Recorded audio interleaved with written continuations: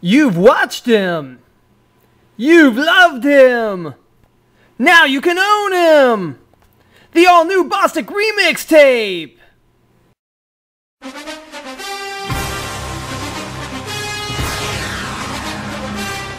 Blink, blah, blink. And I want to go to the Machine Gun Shooting Expo and watch Brian Flanagan and Steve Neal fire Civil War Gatling guns at each other. To grab them in the biscuits. For ugly Caucasian she-devils. I want Aunt Garney to have her own team this year. Because it doesn't take a whole lot of brains to be a pastor.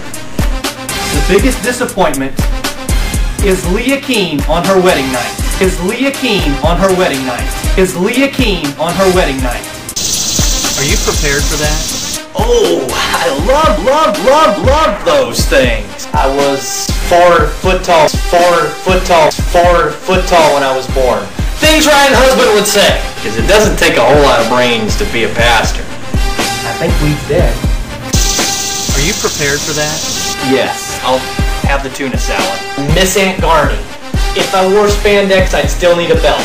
Just his fireman's helmet. When playing left field, I'm often mistaken for the foul pole. For the foul pole. For the foul pole. The tuna salad.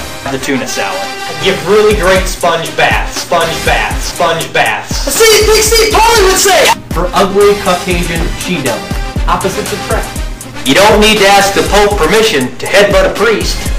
The advantage here is that his tears are like sweet, sweet nectar. To grab them in the biscuits. Fantasy football is life's ultimate drama. I mean, a rooster only has to crow so many times before Mama knows that the hen house is full of graham crackers. Yes. I want to be the referee in a triple tag team wrestling match between Steve Neal, Mark McGuffey, and Ben Camillo against 3 midgets from Mexico City. And I want the match to be dubbed Opposites Attract.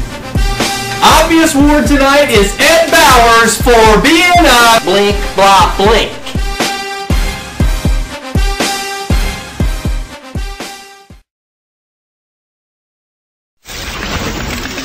Sports Nation is presented by CVS Pharmacy. Welcome back to Sports Nation. We are ready for our final segment of the night. We are going to get this thing moving forward. Glad you chose to join us. But you know what? This is called Sports Nation. This is not about Pat and Jock. No, it shouldn't be about Jock and Pat. It is about you, Sports Nation. And we are going to see if you have your finger on the pulse of the hot topics that is facing our nation today. I'm confident that I understand the viewer. I don't know about that. Let's have a little competition. We're going to have a little mano-y-mano. Sounds good. A little fisticuffs. Well, something like that. A little like challenge. I mean, we're looking at this challenge here. All right. We put together Jock versus Patty. Yes. What? What is that? Well, your hair was longer before, so you know what? I'm tired of working with amateurs. We'll fix it. We'll fix it as we go. I tell you what, I'm offended, but I'm willing to move on because I'm the bigger man. All right. Well, that's a matter of opinion. Let's go ahead. What's the first question that we're going to compete on here? Who is in more need of going on the P90X workout program? Ooh, I like that program. So let's see what our choices are here. Well, we've got Brian Flanagan right there, looking pretty good, and our other choice, Ben Camillo. All right. Wow. All right. Two opposite ends of the spectrum here. Yes, Flan looks like he could probably lose a few pounds. Where are you going to go with? I'll tell you what, I am going to go with Camillo. I'm going to move Camillo. I'm going right there. I can't discount my boy Krispy Kreme Flanagan. We got to go with Brian. Cover up the crotch there. Yeah, well, maybe not. Maybe not. All right. Well, let's see what Sports Nation has to say. Sports Nation, what did you say? Ooh. Yeah, I told you, baby. I know the fans like nobody else. So they feel very satisfied with the... Check one for Pat. All right, Pat, let's see. Can we fix this as well up here? There's one. All right, that's I do have friends on the control panel. I think so. All right, so let's move on. 1-0, but don't call it a comeback. We'll see what happens. What's our next question we want to debate here? Now that Brandenburg is in full-time missions, must he do everything missionary style? Wow. Whew. I'm not sure I like the I did not come up with these questions. Be that as it may, Sports Nation. All right, so we've got our two choices here. Yes. We've got no. I am going to bring mine over to no. And I'm going to go with, I guess, yes. You're going to go ahead and yes. All right. Sports Nation. What did you say? Oh! 94%! That's where I wanted to go. That wasn't an option. Yeah, well, mine was closer. Mine had more, so I believe that I'm going to get the check mark for that one. I did not want to think about that. I threw up a little bit in my mouth. Nice, and just for good measure, we'll change the names as well. All right, let's move on to our next one. 1-1. Pretty good battle going on here. Let you take this one. Does Lamb's return? Now, we need to set this up because Lamb was not going to participate this year, and he's been a fixture, a staple, a monument, if you will. He decided to leave in the Heritage football, and we understand he's moved on, but he was not going to participate. He wasn't, but something happened. Something happened to change his mind. What happened? So, does Lamb's return make him sort of a prima donna?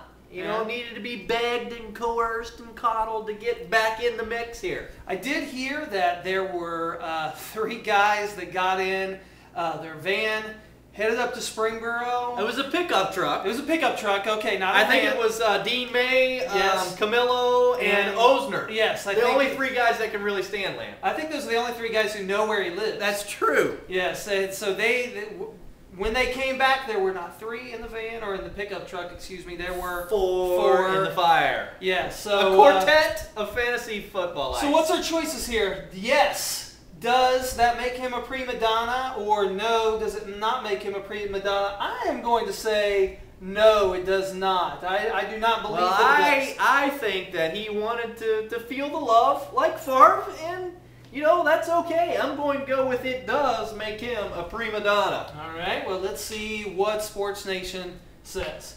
Hoo-ha! No, that was mine. Oh. It was close. The math, it was close, but 51 is a little higher than 49. So, give myself a check mark right there. 2-1. I still say he looks a lot like Madonna. Well, that's not the question. Oh. All right. Let's move on. All right. So let's move on to our next one. See what we got. Number crunch, one of my favorite ones. Let's see what our question is. What percentage of Sports Nation believes Tony Dungy would hire Ed Bowers? Not much of a setup here, but we know that Tony Dungy is very conservative. But our question is, would he hire Ed Bowers and the flower? I've got to believe as long as Morton Anderson wasn't around. Yes, he'd be okay. I've got to believe that Ed would get the nod from Tony Dungy. You think he would? Well, let's see. Well, it's probably a high value. You think it's a high one. So would 82% believe that Tony Dungy would hire Ed, or 23%? What's your choice? Ed, Appalachia Ed, I've got my faith in you. I'm going to go with 82% say that Tony Dungy would hire Ed Bowers. 82%. There it goes. I would have chosen 23. Sports Nation, what did you say? That's right. 82%. Yikes. All right. So that makes it 2-2. All right. Let's keep it moving.